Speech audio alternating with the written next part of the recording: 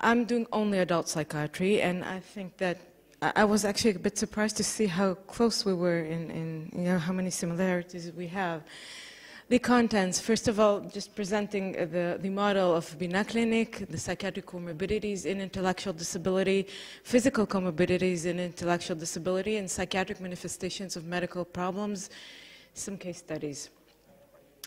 And well, I didn't know that there'll be so many psychiatrists in the audience. I actually was aiming towards how to prepare for your psychiatrist to make the most out of it. Whatever. The Bina Clinic is in Ber Yaakov Outpatient Clinic. Right now I'm doing it myself, so I tried to use myself as a very scarce resource, getting into other functioning teams in the community, getting into Bet Eckstein, getting into the welfare, giving my input when needed, and walking back and to other teams that are in need. The references include welfare municipal units, which means that there's a certain bias in the population that I see that have far more physical ailments, social problems, dysfunctional families, etc. Service suppliers like Bet Eckstein and schools, child and adolescent psychiatric clinics that refer to me once the person is 18 or 21, the terrible 21, and special ed facilities. Just to make sure we're you know in the same level, up to 2/3 of intellectual disability adults have comorbid psychiatric disorders, and this means a very large area of disorders. The prevalent ones are mood disorders, autism, ADHD, schizophrenia, and behavioral problems, conduct disorder, many others too, but these are the prevalent ones. And the more severe the disability, the higher the rate of psychiatric disorders. Common medical manifestations of ID. I have 2 slides about it. First of all, it sounds odd, but sometimes when a patient walks in, I have to deal with the physical maintenance of the patient, and I refer to them just like you as the patient. Basic hygiene, vision, hearing, dental issues, and so on and so forth, and I sometimes find problems that could have been easily solved by a dedicated nurse in the community.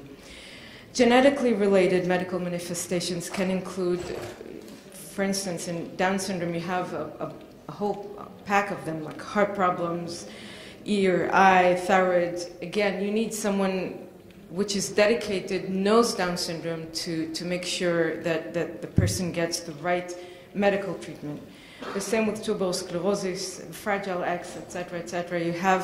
You usually cannot use the general practitioner from the community to help the patients. Common medical manifestations, other manifestations, stress-related, peptic ulcer, myocardial infarction.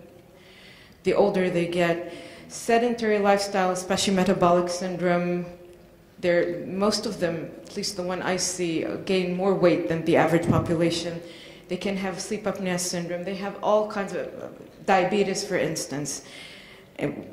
Iatrogenic, this is the part where we help out, including medication side effects. Many a time, the teams come in and say, do something, save the day, give them the medication, put some chemical restraints, and make everything, you know, all the hardship go away, and it usually doesn't work like this. Many times we're not the miracle workers.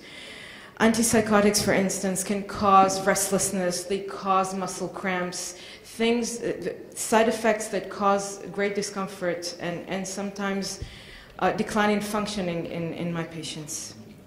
Benzodiazepines to calm them down can cause drowsiness, coordination problems, and making and functional decline that can from baseline. This is the abstract. No. Some cases, just you know, to taste some kind of.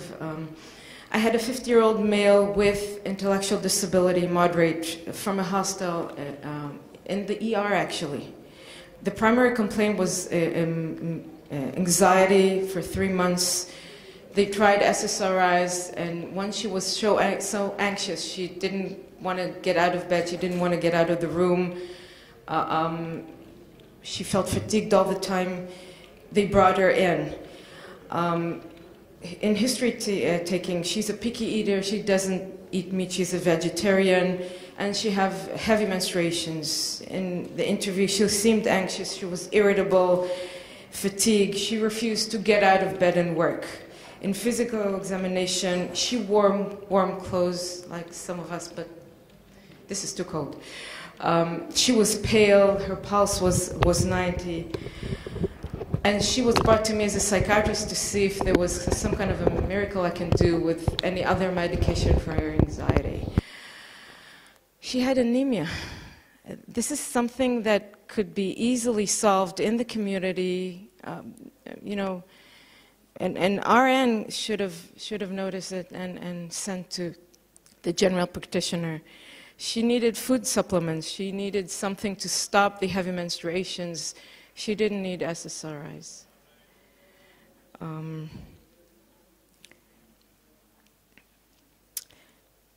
Second patient, a 42-year-old female with severe intellectual disability, came from a hostel. Primary complaint was eating problems for a month. And she had to have the food cut for her. She couldn't chew for some reason. They thought it was due to some kind of stereotypy or some kind of obsession to eating in a certain way. She has the occupational therapist is claiming she needs to have the food cut for her. During the interview, she was slow. She was complaining of back aches. She had an odd gait. In physical examination, she has muscle spasms in lower back and in her jaw. She had dystonia. She had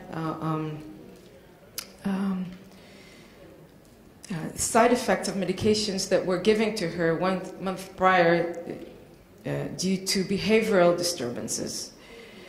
Looking back, they said, we probably shouldn't have given it to her, tried to you know, solve it in non-medical, non-pharmacological means. But she had an odd gait because she had muscle cramps and she had muscle tonus, elevated muscle tonus in the lower back. She couldn't chew because she had muscle cramps in her jaw. And once we stopped the risperidone and put her on just a little anticholinergic medication, she was fine, she was chewing again. Patient C, 35-year-old male with Down syndrome who complained of cognitive decline, including memory and concentration problems. He had a severe family crisis 3 years earlier. His dad had cancer. He was dying. He was in a hospice for about 6 months. He died. The mother couldn't handle her son. She tried to put him out in a hostel. He felt deserted. He didn't manage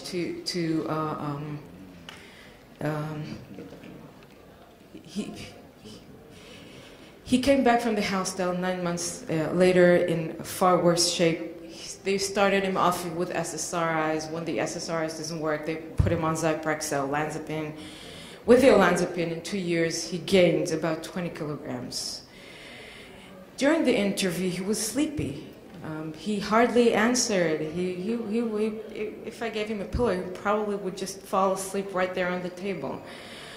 And when specifically asking the mother, she said he started snoring at night. Actually, the first time she paid attention to the fact that he snores was when they went out to a hotel and they had to sleep together in the same room. That was the first time because he has a room by himself, so he has his own room. Okay, so what he had, patient C, is sleep apnea syndrome, which is an obstruction of the larynx causing declining oxygen delivery to the brain. We have it in ordinary people. In Down syndrome, there is a far higher rate of sleep apnea in children and in adults. In childhood, because of large adenoids, and in adulthood, because of obesity and sedentary lifestyle. So the result of not having enough oxygen delivered to your brain during the night, actually suffocating your brain again and again and again for hundreds of times, is daytime sleepiness, declining concentration and attention, depression, anxiety, and behavioral problems. The treatment is CPAP, is a mask during sleep, and of course the best treatment is getting these 20 kilograms off, which is of course a much harder solution to achieve.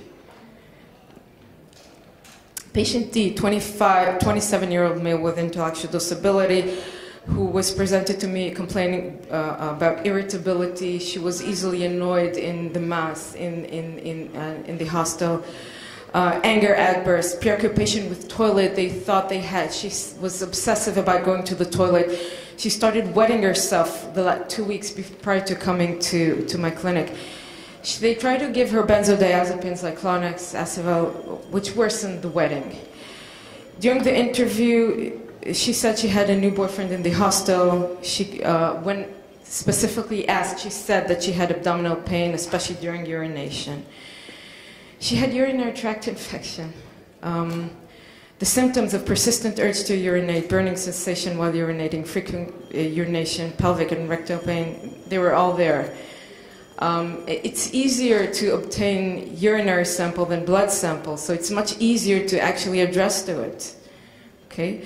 Treatment oral antibiotics, after a week, she was far, far better. Okay? Medical issues to address before attending a psychiatrist. Vision and hearing and personal hygiene, pain and discomfort like teeth, ears, abdomen. Ask. Sometimes you'll be surprised at the question, at the answers. Blood pressure, pulse, blood tests like blood count, liver and kidney function, TSH, B12. This is the basic psychiatric blood tests that we do before we attempt starting medications like SSRIs, like antipsychotics, and so on. And complete medical history, including medications and family history, preferably general practitioner visit.